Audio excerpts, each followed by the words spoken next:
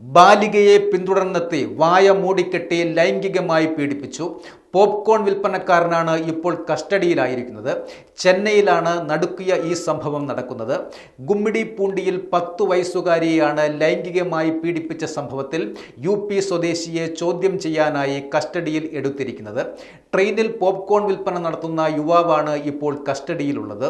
പീഡനം നടത്തിയയാളുടെ CCTV ദൃശ്യങ്ങളുമായി രൂപസാദൃശ്യമുള്ള യുവാവിനെ ചോദ്യം ചെയ്തു വരുന്നതായി അന്വേഷണ ഉദ്യോഗസ്ഥർ പറയുന്നു. ജൂലൈ 12-നായിരുന്നു നടുക്കിയ ഈ സംഭവം നടന്നത്. സ്കൂൾ വിട്ട ശേഷം അറമ്പാക്കം റെയിൽവേ സ്റ്റേഷന് സമീപത്തെ വഴിയിലൂടെ മുത്തശ്ശിയുടെ വീട്ടിലേക്ക് നടന്നു പോവുകയായിരുന്ന പെൺകുട്ടിയെയാണ് പിന്തുടർന്നെത്തി യുവാവ് ആക്രമിച്ചത്. വിജനമായ സ്ഥലത്ത് വെച്ചായിരുന്നു ഈ സംഭവം നടക്കുന്നത്. പെൺകുട്ടിയുടെ വായ മൂടിക്കെട്ടി കുറ്റിക്കാട്ടിലേക്ക് വലിച്ചിഴച്ചു കൊണ്ടുപോയി ലൈംഗികമായി പീഡിപ്പിക്കുകയായിരുന്നു. രക്ഷപ്പെട്ടോടിയ പെൺകുട്ടി പിന്നീട് വീട്ടിലെത്തി. കുട്ടിയെ പിന്തുടർന്നതിൻ്റെയും പിടിച്ചുകൊണ്ടു പോകുന്നതിൻ്റെയും ദൃശ്യങ്ങൾ ലഭ്യമായിട്ടും ഇയാളെ പിടികൂടുന്നതിൽ പോലീസ് അലംഭാവം കാട്ടിയതായി ആരോപിച്ച് പ്രതിഷേധങ്ങളും ശക്തമായിരുന്നു. ഇതോടെ 4 പ്രത്യേക സംഘങ്ങളെ രൂപീകരിച്ച് അന്വേഷണം ശക്തമാക്കി. പ്രതിയെക്കുറിച്ച് വിവരം നൽകുന്നവർക്ക് 5 ലക്ഷം രൂപ പാരിതോഷികവും പ്രഖ്യാപിച്ചിട്ടുണ്ട്.